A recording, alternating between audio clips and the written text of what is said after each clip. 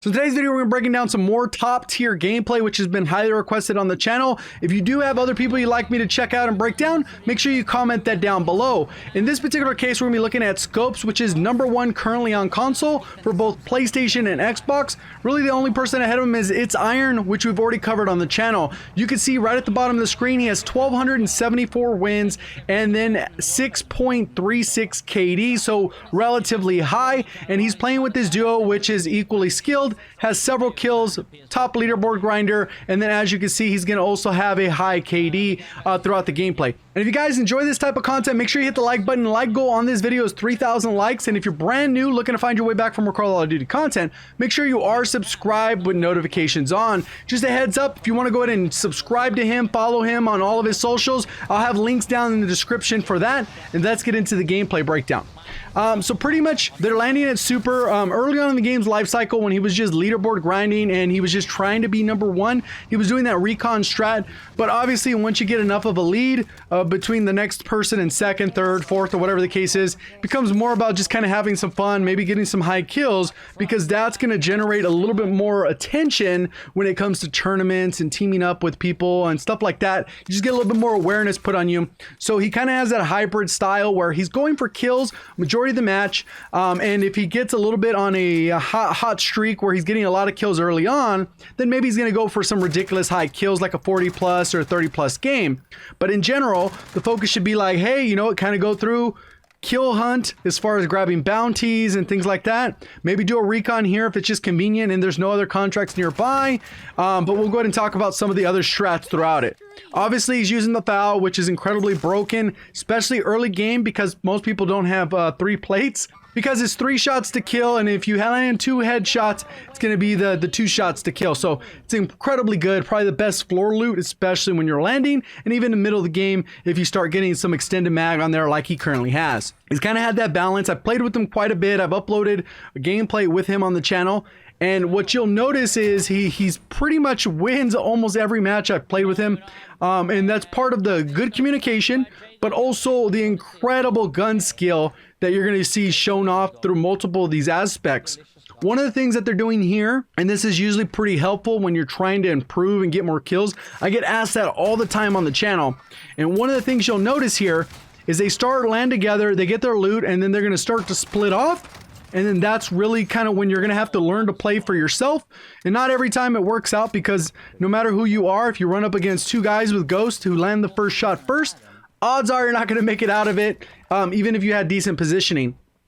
And we'll go ahead and talk about a few of the other things. This guy had the crown on him, knew where he was, demolishes with the FAL. So he's already up to 5 kills, still 126 people left. And these are both like 6 KD players, so pretty much they're able to run around on their own because they're good and much better than most of the people in the lobby.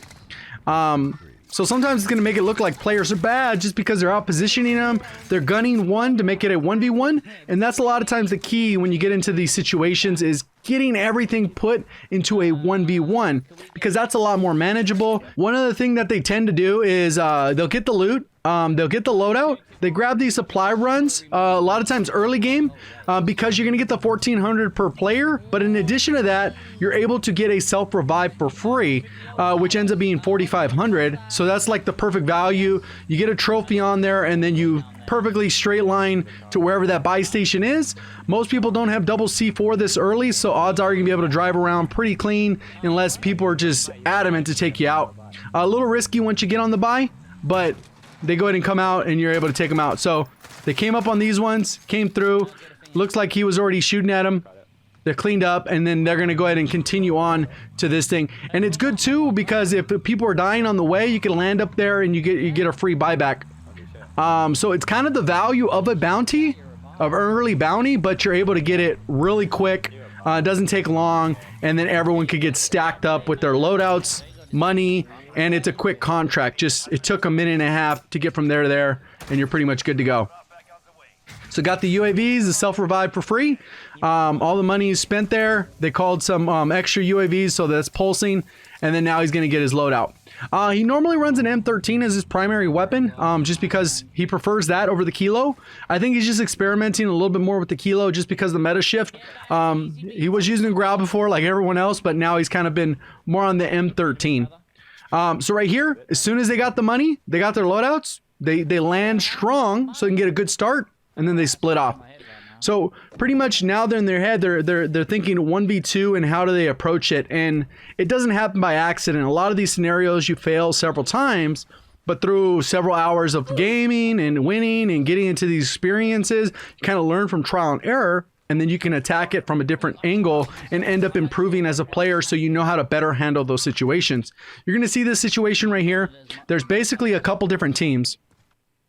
So we have the couple teams over here at Boneyard. We have the two guys that are in here inside this building. The arrow on their head was up, so that means they're on this upper level. They could be on this middle level here. That's kind of a little bit stairs that goes up, but they're likely on the upper level. And then there's another guy in this opposite building, and then there's a couple guys over here, which eventually looks like they're over at fire. And then there's a couple guys on that side, far on the other side of the cemetery by the bank, most likely. So there's the guy coming in. It looks like they're gliding in. So you can hear him dropping into the AO. Should have been a kill. He was one shot short. And then now you got two teams here. The team over here is pressing. So there's three teams. They didn't know that that guy was in the building. So he gets shot from over there. The other teammate landed on the roof. And then there's still another guy in that building that was there. So you can see he went into cover. He was able to take one guy out. The other one was up top. Didn't really have anywhere to go.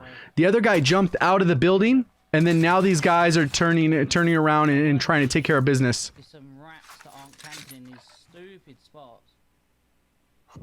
So you can see they're up here with the arrow. The little arrow above the head. You can see that little arrow.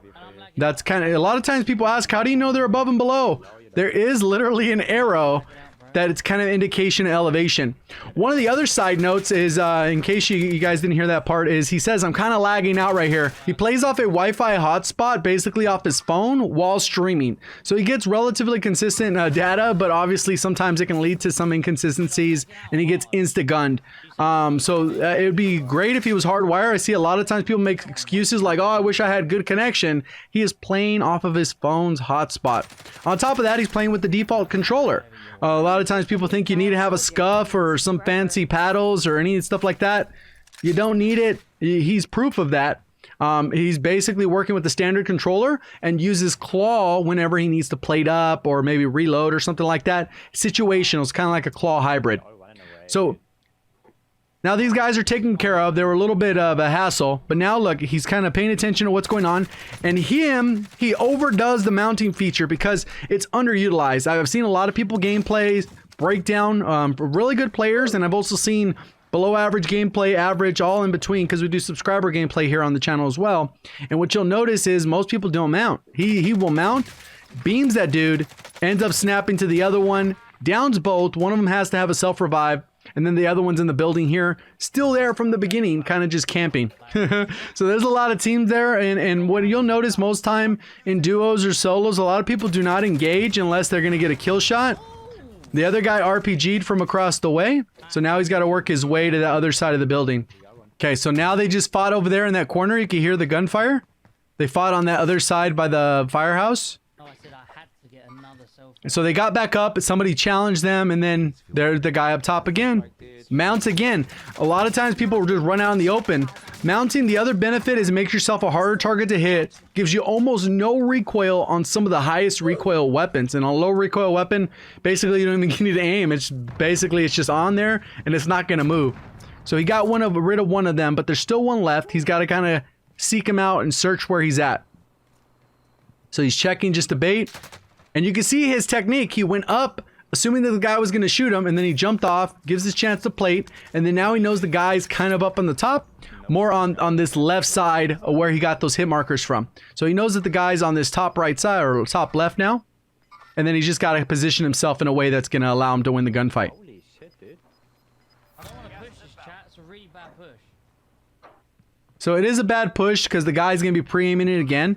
But the guy's so focused on it, as long as he's able to get out of here and maybe take another angle the way he had before, get a little bit more elevation, he should be able to beam the guy off the roof, because the guy's only option is to jump around about poolside to break the line of sight, or to go back into the building, which he doesn't know exactly where he is, so that's going to be a little bit tricky.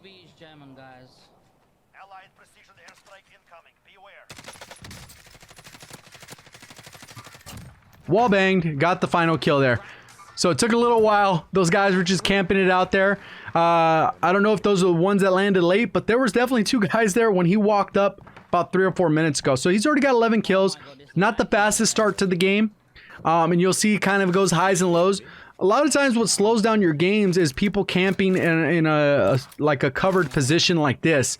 Because what will end up happening is you go in there, you're trying to accomplish a specific goal, and then it kind of gets cut back because just inherently how it is. I knew he was in a spot where I couldn't see 4 very easily. Oh, you just got a UAV, huh? One other thing he does is he runs stim shots. A lot of people aren't running stim shots, but they can be very helpful. A lot of times if you get downed in the outside into the gas, you come up, you're not going to be able to run out of the gas. So ideally you want to be able to have it set up so you can stim shot yourself, come to full health, and maybe make a play. And I've seen it happen several times on stream.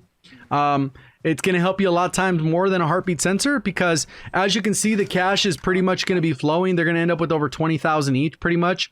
And as a result of that, you're always going to have UAVs, which pretty much do the job of the other part of it, you know? So he has a UAV, his teammate has a UAV. They'll call it when the appropriate time, when they feel like, hey, you know what, I need some intel. So you can see the guy is already here. He's inside that building. We already know Boneyard is set up like this, and then also Scrapyard. Obviously, you have experience with this edge of the map. The guy is on the same level. There's no arrow above. So the guy is literally by that restock station that's on Boneyard.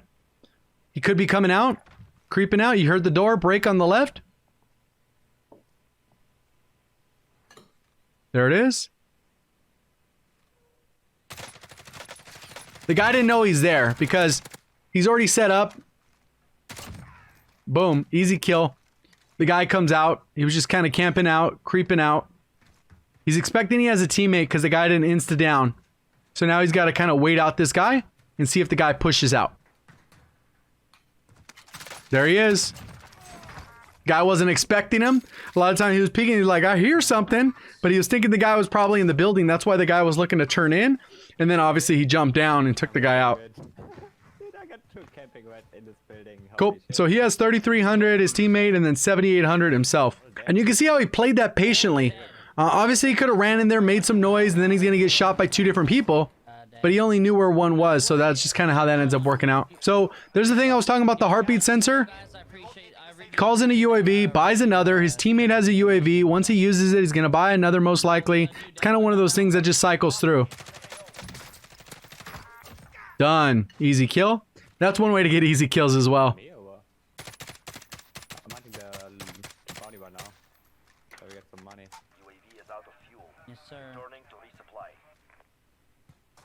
There it is. He went on top of the train station. There's nothing over it. Working his round. You see his teammates over here at the bounty. He killed the bounty, and now he's going to work on the next bounty. And obviously, like I said before, there's 2 parts of the bounty. One is so that you could chase down a kill without actually having to use a UAV. Especially if the bounty's pretty close. You kind of go directly towards it, you get the kill. And then in this particular case, since they've done a few contracts, they're sitting on 14 and 15,000, so 29,000 combined. And after they do this contract, they're going to get 8,400 each, 8,360 each. And then on top of that, whatever money the bounty actually has. So they're going to push aggressively for them and see what they can do to try and get an easy kill. A lot of times if they don't have ghosts, see how he said they have ghosts? Because he called the UAV and it's pulsing over them. So these guys, basically you got a free counter or advanced UAV on these guys. So he's just got to wait. He knows the guy's in the house. Because he doesn't see anyone to the left, so he's just got to pay attention to what's going on in the house.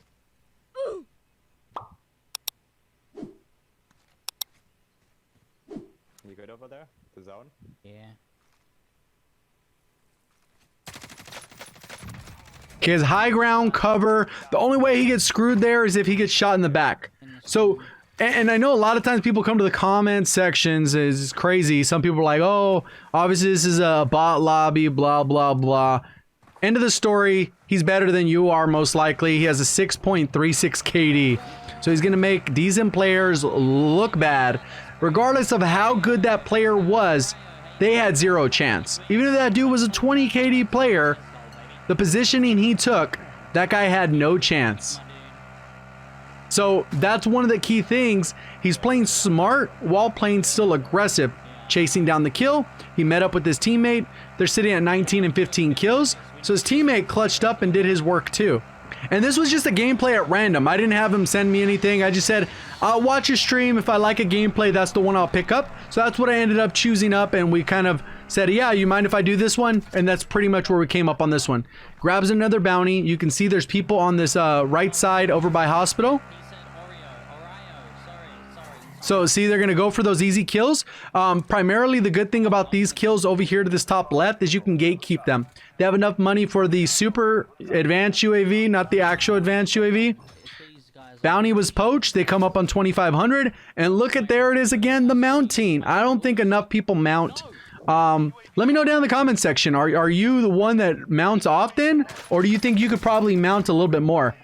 Comes out, he knows the guy's the vehicle's coming up, the guy's kind of nervous, easy little kill, gets pretty much done over there, and then there's a guy coming in that he has to rotate in, so he jumps in the vehicle, he's shooting at the driver's seat, another easy kill.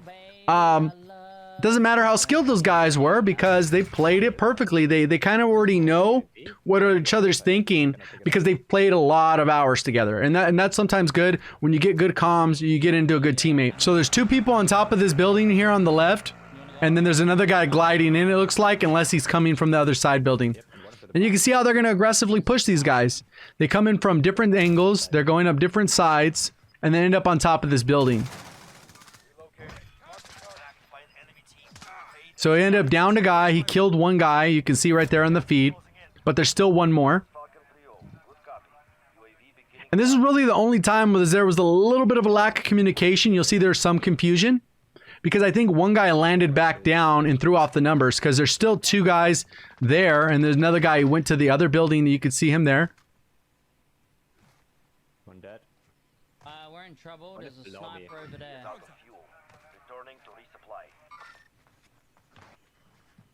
Yo, can you see them sniping, yeah? So he already marked them. He said that at the fire station pretty much on the other side. Yeah. Across the street over by the downtown. So see, there was a little bit of confusion. He knows the guy's down here. He checked this corner. Good habit to have. That's just standard checking your corners. And now he's trying to find out where this guy is. So this was like a little bit of a match killer. And these things actually happen. His teammate died. He has a bounty on him, so they know exactly where he's at. He's listening to see if he hears a guy. He's getting shot from the back where he ended up marking that guy. The guy lands one bullet. He's trying to hit him. He threw the C4. He's going to re-challenge it. He sees the guy's shadow, pre-fires, gets some headshots, downs the guy, makes sure he replates. And then when the guy, he hears the audio cue of the guy standing back up, he just takes him out. Teammate still has to win the gulag, so he's kind of waiting for it. He picks up the sniper. He's like, this guy just keeps aiming. Gets it down. He's looking for the nether guy because they were both standing up there. Trying to wallbang it. Got the other down. Unless that was the same guy. I didn't look at the names. Teammate wins the gulag. He's going to come back for his loot. So this really slowed them down quite a bit because they were on pace to maybe potentially break one of the records. As far as the duo record is currently is 58 kills, I believe. So here we get to the end zone. There's still 10 teams left with 16 players. So most of them, half of them are solos and half of them are duos. Why? I'm joking, dude. So obviously there's somebody over there on the tower right here, this little Pentagon. There's the vehicle that's normally there, and then there's a helicopter, no business being there. The guy ended up changing route, so that was unfortunate. He ended up getting churned with the C4, and it was just outside of the range where he missed the guy. But he's gonna get bought back. He barely missed the gulag. You can see it's already closed. And the key part of having the kill streaks is you're going to want to clear that tower. You can use a precision to close the distance or force them off of it. That's a lot of times what you need to do. Use precisions to rotate or get in a better position. Tower, please. I can't get my gun unless you airstrike it. Wait. The tower. He's just still trying to get his loadout. But I can't help you until you get rid of that tower. Oh, wait. They end up getting lucky and grabbing someone else's loot. Airstrike.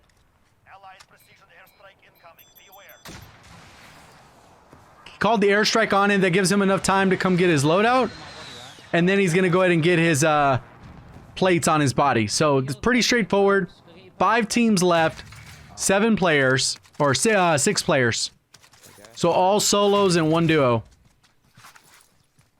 There's a ammo box on the ground there. Maybe you need that. So basically the match is reset where they're going to find in the final zone. So what ends up happening is they were playing pretty fast and aggressive, and then now they're going to play for the win, which they still end up playing pretty fast, but now they know where people are, they're positioning. There's a couple people firing without suppressors. You can see the guy on the other side of this vehicle. Takes him out. Finishes him off in the grass there. That was still a duo, it looked like. We got all solos. Yeah. Yeah, we had all solos before. And you can see they're firing without suppressors. Takes that one out. There's still more around. He pops dead silence. That guy's in an engagement with the other guy. And then there's still a guy up top, which is the scary one. But it's a solo and a solo. They already know where the last guy is down here. They're going to focus on the guy up top because the guy up top is the one with Ghost. Cracked. C4. Team pushed. And then now they got this last guy, which he ends up trying to go for an execution, just messing around. But his teammate was able to clean up the kill. He tried to execute him. But that pretty much is how it ends up going. I mean, they ended up with 22 and 27 kills, so a total of 49 kills out of breaking the record of them at 58. So they were on pace there. They got kind of slowed up towards the middle section of the game where they died, where there was still a ton of kills that they could have gone after. So this is a typical breakdown. Hopefully you guys learned something new or maybe kind of took something from the video. If you did, please do me a favor hitting that like button. If you're brand new, want to find your way back for more Call of Duty content, make sure you are subscribed with notifications on. If you have other people you'd like me to try and get in contact with so I can break down their gameplay because you think that maybe there's things we can learn from them, make sure you comment that down below. Do appreciate all the support on the channel as far as the Discord is continually growing. If you want to meet up with people to play with, check out that in the top of the description. And make sure you drop a follow over on Scopes' channel. Go ahead and let them know I sent you. Appreciate all the support on the channel. Thank you for watching as always. Have a great day.